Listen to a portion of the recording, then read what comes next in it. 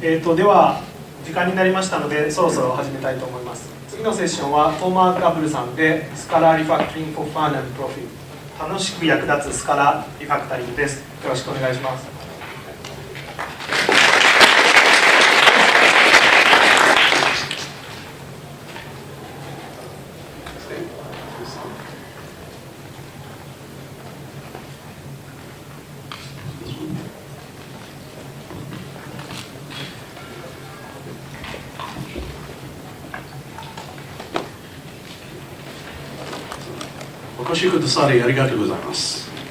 My name is Gabel. I work for a company called Wix in Israel, and I'm here to talk about Scala Refactoring. So let's get started. The presentation is available at the link at the bottom. I'm going to put this up for another few seconds if you want to open it for whatever reason. And if there are any questions during the presentation, please raise your hands. Don't be too polite. Don't be afraid to interrupt me. That is fine. I hope to be useful to you, so take advantage of it and go ahead and ask any questions if you have them.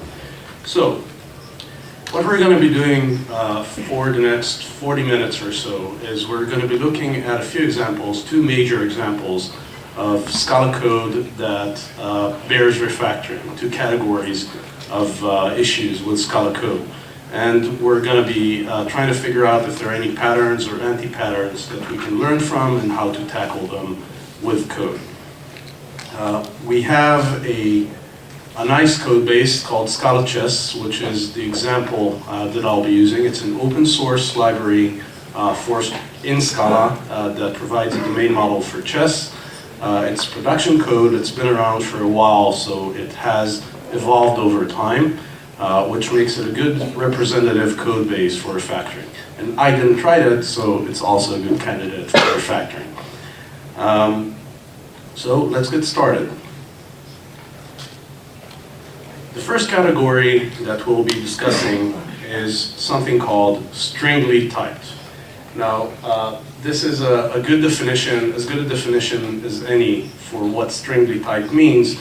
But essentially what it means is when you use strings when a better type would do. And I'm not going to go into quite as much depth as the keynote speech from this morning with regards to how to tackle it. I'm going instead to give very simple examples of what it is and how to properly tackle it and how to make it less offensive, if you will. The first example is what happens when you carry unparsed data around. So this is something that is very, very common in Scala code bases. We have here let me just turn the pointer on. We have here a case class called person. It has two fields, a name and a location. And both of these are strings. Now, we have a function called nearest. It takes a person and it takes a list of people and it tries to find the nearest neighbor. It tries to find the person that is closest, geographically speaking, to the person we're looking for. And it's pretty simple, right? We take the to person, we take the location field, we parse it into a point object, which is just a geographical point in space, a representation of a coordinate, geographical coordinate. And then for each person in the list, we take once again the location, we parse it, we find the distance, and then we try to find the person that is closest, that it has the minimum distance to the person we're looking for. So this is pretty simple code, but there's already three things that are very much wrong with it. It's inefficient, right? Whenever we need to access the location, we need to parse it. And parsing a location may be trivial, and it may be very complicated, but it doesn't matter. The point is you need to parse it whenever you access the location, which is just slow, right? It's stupid. Second, the error handling semantics are very problematic here, because what happens if the location is invalid, right? You need to deal with that whenever you access the location. So your error handling is all over the place. And the third problem is there's a lot of boilerplate involved. There's point.parse and there's point.parse again. I'm sorry for the difference in volume. There's point.parse, and you need to stick it in various parts of your code. So there's a lot of boilerplate involved, and that's just, that just makes people unhappy. So the solution to this particular problem is almost trivial, right? You just switch the type of location, and instead of carrying strings around, you just make it a point. And that simplifies your code, right? There's no more boilerplate. The nearest function becomes a lot more readable, a lot more maintainable, and a lot simpler. So by this very, very simple change, we've gained 3 very desirable attributes. The code is a lot more efficient because you only deal with parsing once. Error handling semantics are same, because whenever you take a person in, you take a location in, you parse it once, you don't have to worry about it ever again. And there's your boilerplate. So this is just one very simple example of how carrying strings around will basically make your life miserable and how easy it is to fix. A second example of stringly typed is using empty strings instead of options. So in this example, we have this same concept, the same person class. It has a first name and a last name, and then we have a function that renders a person into a bit of HTML. Now the problem here is that if a person's attributes, the first name or the last name, is not known, then there's nothing that enforces that you actually check that constraint, right? Maybe the HTML that you render needs to look different. Maybe you want to skip a div. And from a type system perspective, nothing enforces the emptiness check. Nothing tells the developer looking at your person class that one of these fields is optional and they need to take it into account. They need to decide what to do whenever one of the fields is empty. Also, the fact is we're not using Scala properly, because Scala has a very, very simple, very common, and a great type for saying that something is optional, and that type is called option. So if you're not using that, it's a shame, you're missing out. So these are 2 very simple examples, and with that we can move to showing what this looks like in real life. So let's switch to my favorite IDE, IntelliJ. And change the display settings so that it actually shows up. Hold that thought.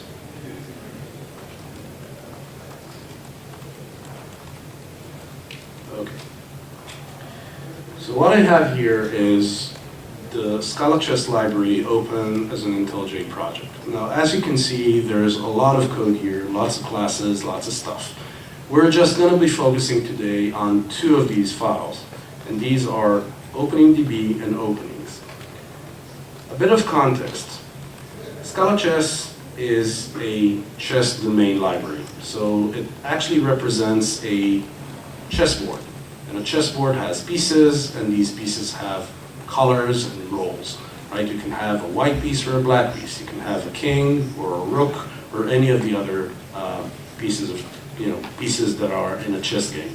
Now, I'm not a big fan of chess, so I'm not going to be talking about chess specifically. What instead I'm going to be talking about is the domain of chess and how it applies to Scala. So here we have a case class called opening. And in opening in chess, I'm going to decrease the font size a little bit because this projector is actually better than the one I'm usually working with. So, oh, wow, okay. Can anyone tell what size this is? Right, let's do 16. This should be, is this readable? Okay, cool. Right, so the concept of an opening in chess is just a well-known named series of moves that start a game. And chess is a very complex game from a state perspective, right? You can have a lot of different moves and a lot of different board states. But every chess game starts with a series of moves. You take a piece, you move it, then your opponent takes a different piece, moves that, and the set of moves that begin the game is known as an opening. Now, there's a very big set of well-known openings that actually have names in chess.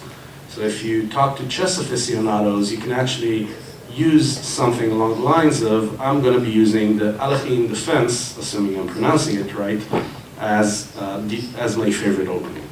Now what we have here is an object called OpeningDB. There is one single lazy val called DB, which is a list of openings, right? So this code base is very, very simple in that regard. It doesn't actually offer anything interesting on top of the openings. It's just a list of openings. And an opening in chess has 3 attributes. There is a code, BO3 for instance, is just a term. It's an ID that is well established, and it represents a single opening. So the opening also has a name. Okay, what's currently on the screen, it's called Alachin defense, and it has a variation called Belog. All of these details are not particularly interesting, but it's interesting that this represents a move list. So it's a string encoding of moves on a chessboard, right? And they're separated by spaces, so it's pretty simple, right? This is just a string encoding of something that you would find anywhere, and it's perfectly valid. The problem is, when we're reading it in, we're generating a domain object called opening. And this is the case class for opening, and it's bad. And what I mean by the fact that it's bad is, it's a case class, so everything is visible. And there is a code, there is a name, and there is a list of moves. But the list of moves is a string. So what this forces us to do is, there's 2 things that are problematic here. The first is that the string representation of a move list is exposed to the rest of the application. Whenever you use an opening, you actually have a publicly visible property called moves that gives you a string representation of the list of moves. And that's not what you want. You're exposing some sort of internal string representation to the rest of your application. Also, because you actually need to sometimes make use of the move list, there is a helper field here called move list that actually takes the list of moves, the string representation of the list of moves, splits it by spaces, converts it into a list. And this is part of your domain class. And this is not smart, right? This mixes details of basically how the move list is serialized into a string with your domain object, and it exposes both to the rest of the application. So what we want to do is we want to tighten this class. We want to reduce its surface area, and we want to only expose the critical elements that are in our domain.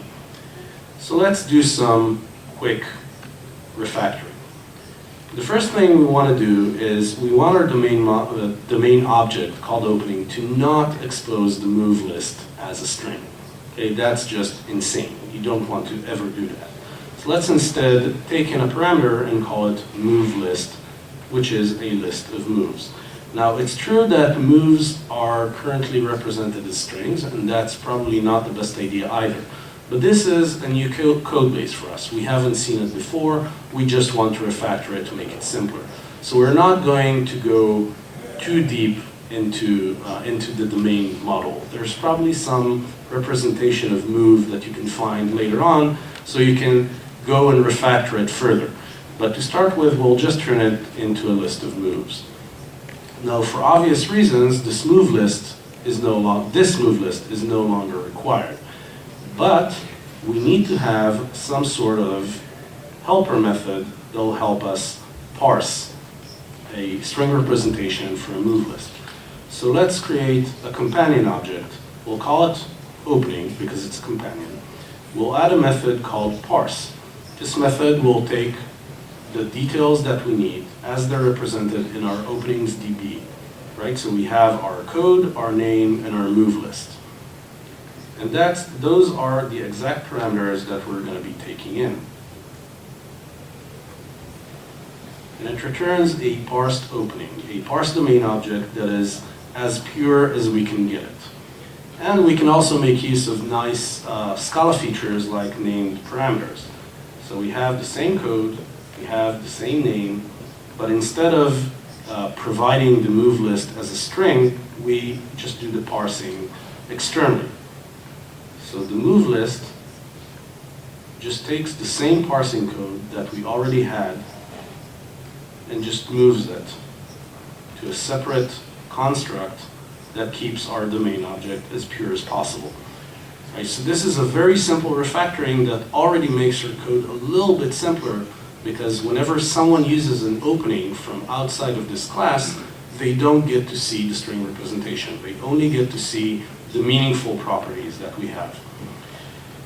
Now I want to point your attention at this other attribute called family name, which is also a kind of parsing. So evidently the name for an opening has several components. One is a family name, the other is something else. We don't know what it is. We don't necessarily understand the model. But we do know that a family name is a first-class concept within an opening, and we don't want to have to go through the parsing code whenever we access it. So let's instead add it to our domain object. We have the opening code, the name, and we add a family name to our list of publicly accessible properties.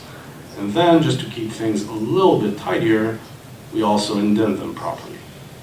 And then we need to move this thing, the definition of the family name, further down to the parsing code again. And we're good to go.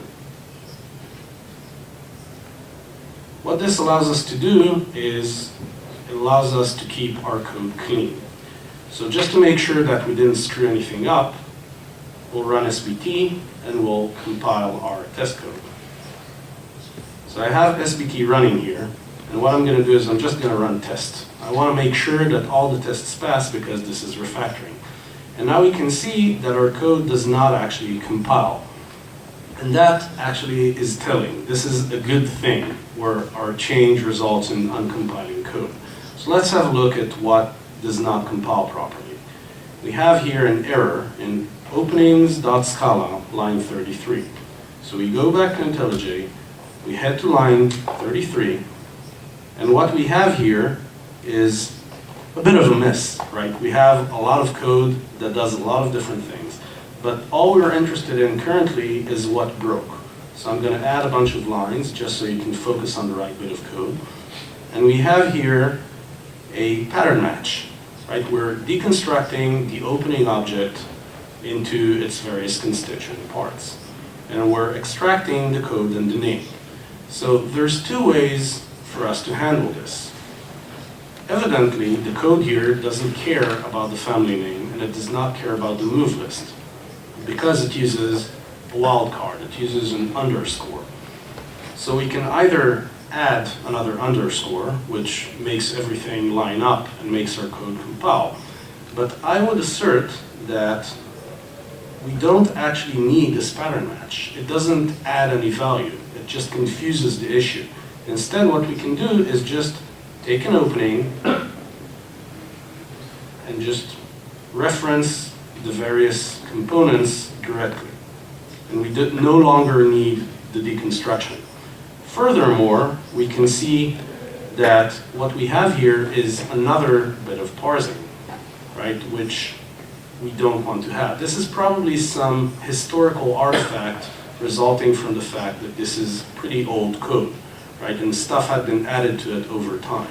But we no longer need this. We have the family name as a first-class construct within our domain object. So we can just remove this and instead add opening.familyName and just access it directly. And this keeps our code a little bit cleaner still.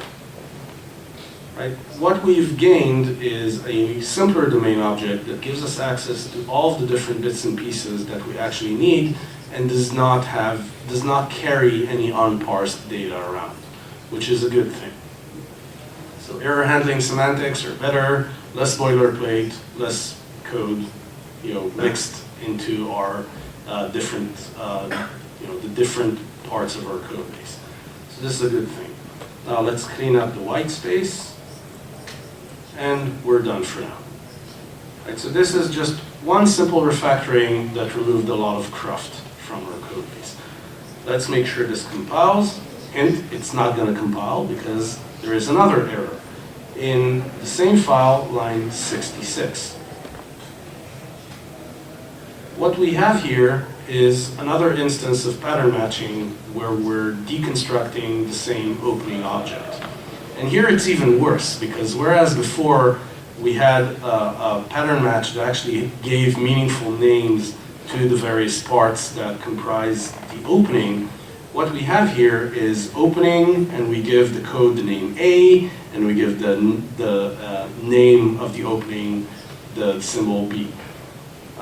Once again, we don't really need a pattern match here.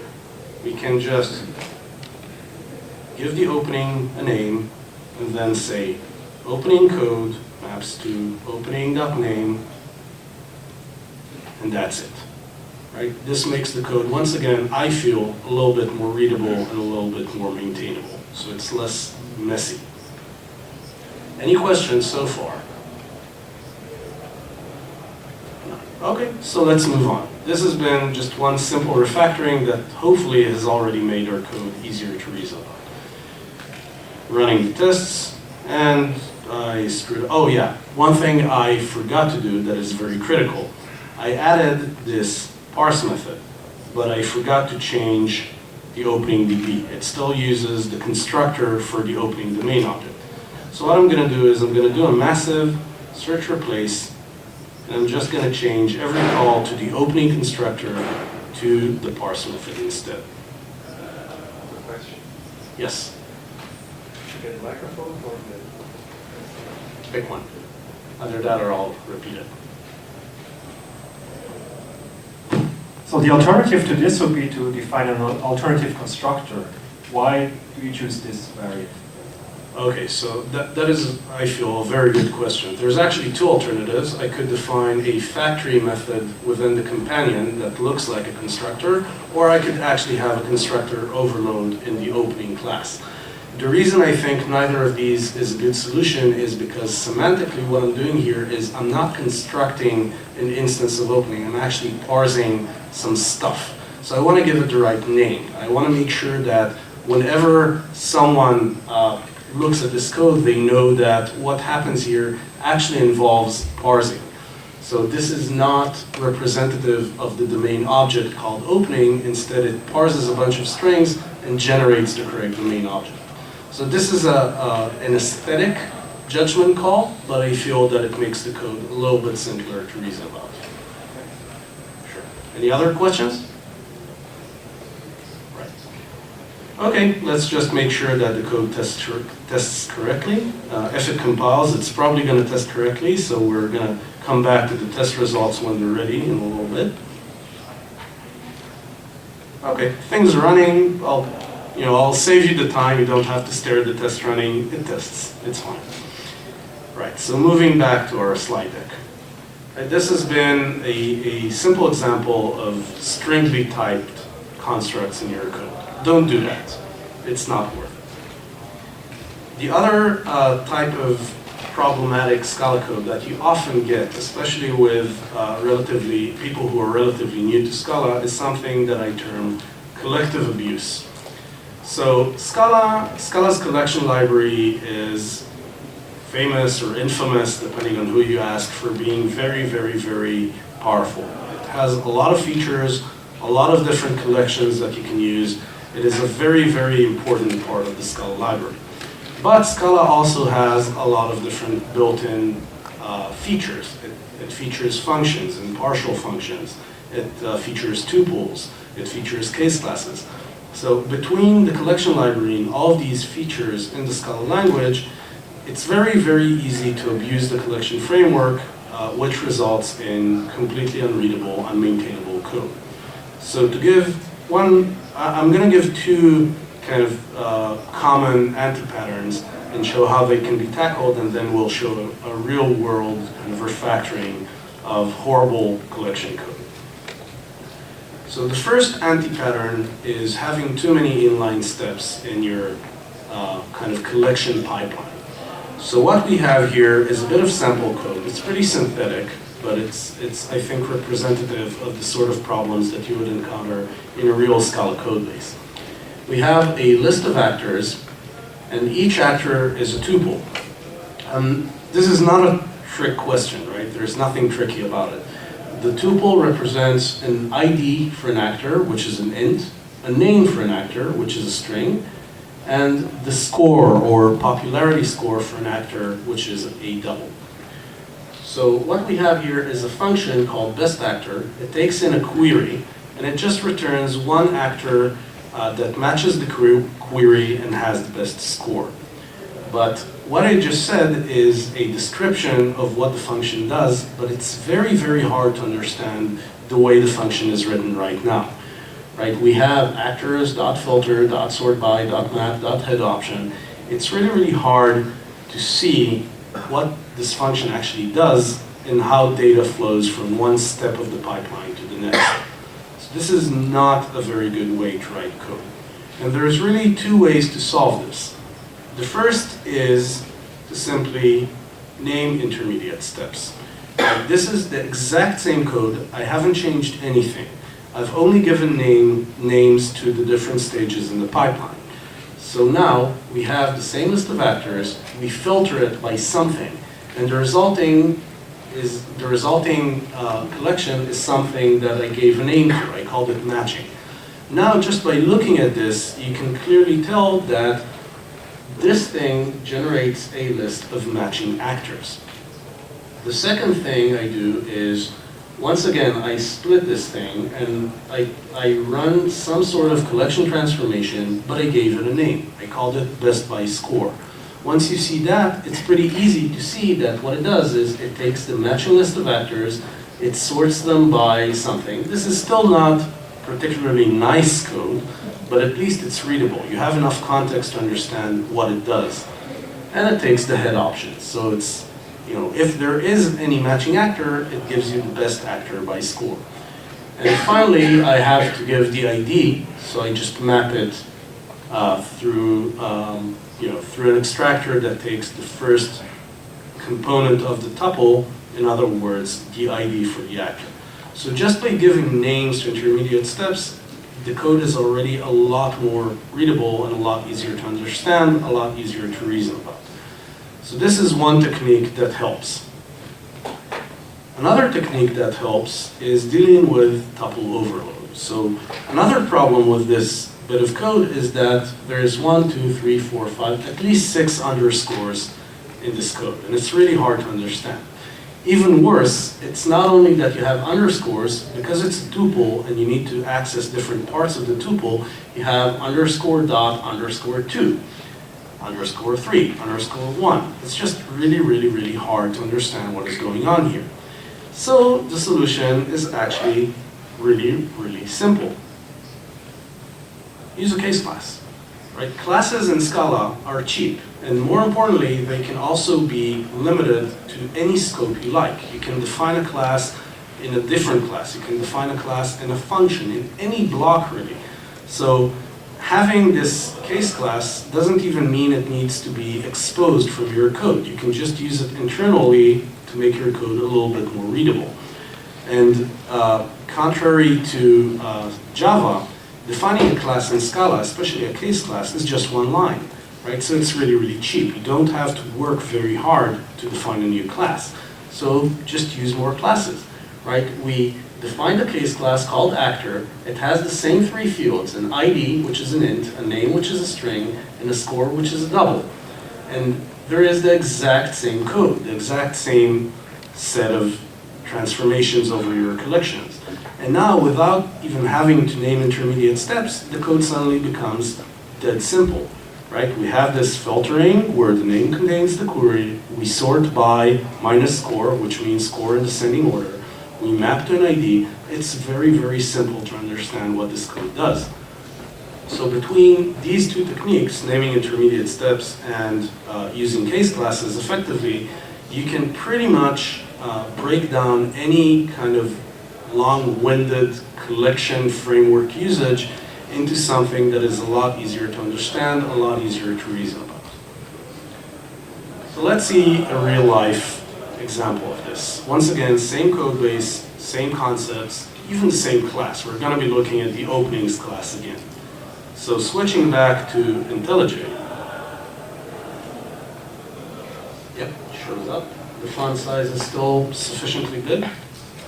Looks a little bit smaller now. Let me increase the font size just a touch. And wait for my computer to respond. Right. So we saw this thing before with a certain compilation error that we had to deal with. But this is all we're going to be focusing on, this definition of code family.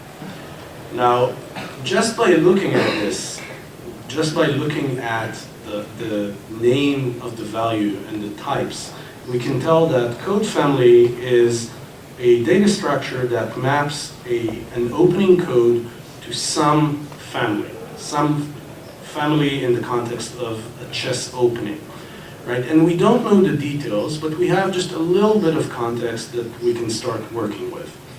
And the other thing we can see is that there is a lot of code here, and it's quite complex. So to start with, we need to separate this out into things we can work with separately. So we can see we have this fold, and then we have a flat map. And this flat map has a bunch of stages to it. So just to make sense out of it, let's start by separating these two things from one another. And then we'll look at them separately. So we have openingsdb.db, fold left over an empty map that maps a string to a list of strings. We don't know what it does yet, but we can start reasoning about it. So being a fold, we know we have some sort of accumulator. We have a data structure that accumulates results as we go through the fold. And we give it a name, and it's ACC, short for accumulator. And we get an opening, and then we do something, right? We update the accumulator, and we go through the fold. So what this does is it takes the pre-existing accumulator, and it adds something to it. Once again, we can separate those and deal with them separately. What we add to the accumulator is something that maps the code for a given opening to its family name, followed by whatever was already in the map for that particular code. In other words, we can say, and we can start by just typing it in a comment, we can say that it maps all openings, or rather, it takes all openings and it maps each code to all of its families. Right? A code, an opening code, if we look at the database, we scroll up and scroll up some more because there's a lot of openings in chess, evidently. Right? A code can show up multiple times. We have B03, B02, and then B03 again. And each time it may have a different family. And just as a reminder, the family name for a code is what comes left of the comma in the code. So it's Alachin defense in this case. Right? We take the code, we take codes, we map them to their respective family names. This is all that this does.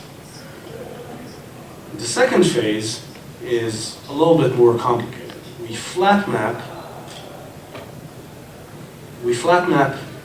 the map entries. We take in something that maps a code to its list of families, and then we do something with it. Let's try and figure out what it does. The first thing it does is it takes the list of families and it groups them by identity. Now, if you've never run into this pattern before, let me explain a little bit. Identity is the identity function, as in math, right? It's a function that takes anything and returns the same thing. It doesn't do anything to it. It doesn't make any modifications. It doesn't change anything. It just takes an element and returns the same element. Grouping by this function actually gives you something that maps, for instance, let's say we have these two codes, right? We have B03 that maps to a list, and it has family 1, family 2, family 1 again, etc., etc. And then we have B02 that maps to just family 1, for simplicity's sake. What group by identity does is it takes this list and it transforms it into a weird structure. It transforms it into a map, mapping family 1 into every instance of family 1 in the list, right? So it maps it into a list of two elements, that are all of the instances of family 1 within the list. And then it also maps family 2 to all of its instances. What you'll often see with this pattern is that it follows with something that maps the values to the size of the list of values. In other words, what we get out of this is family 1 maps to the value 2. Family 2 maps to the value 1.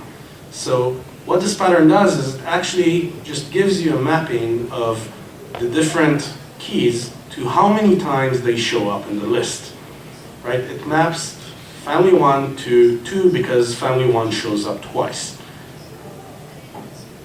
So what we can do is we can take this and create a helper function called instance count, say. It's actually cardinality, but never mind.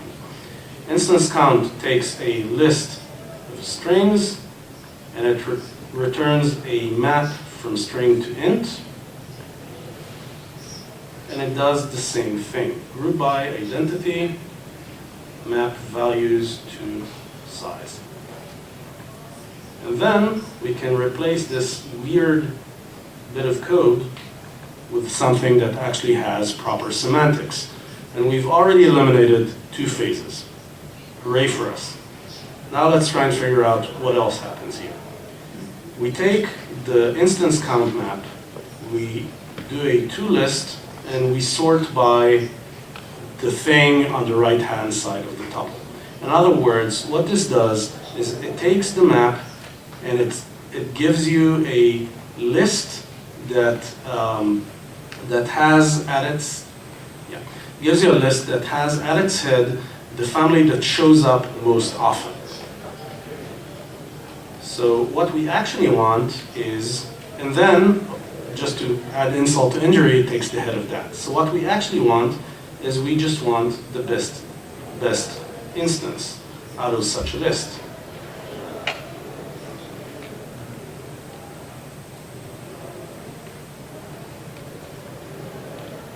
So we take the map, we do the same thing, sort by size, and we take the head option.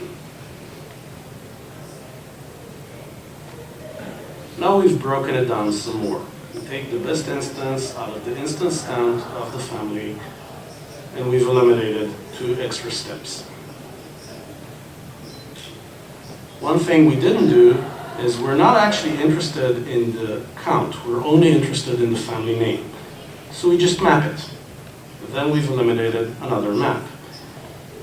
And now this last phase is part of the flat map. It actually maps the code to its best family. And we don't really need that. So we can just remove the flat map, remove the optionality, because we know that it's not really optional, change it to head, and we're good to go. Okay, so we've removed further cruft. Finally, we're mapping a code to its best family, so we don't really need that either. We can just map the value. Bang. Now we remove the comments and the white space, and we have something that is a little bit more reasonable. Now we're fresh out of time, so I'm not going to go any deeper, but I think, and you might disagree with me, that this is already considerably simpler and easier to understand than what we started off with, and we're not even done yet. We can still refactor it further and make it more and more simple. This is already a significant improvement over the code that we started off with. So with that, we're pretty much out of time. There is time for, I think, one question if anyone has it, but other than that, if you want to get in touch with me, if you want to ask any questions, if you need any help, these are my contact details, or feel free to catch me after the break. And are there any questions, since we have an extra minute? 分ぐらいしか残りがないので、1件だけ募集しようと思います。Okay, thank you very much. I hope this has been useful to you. Have a great conference. ありがとうございました。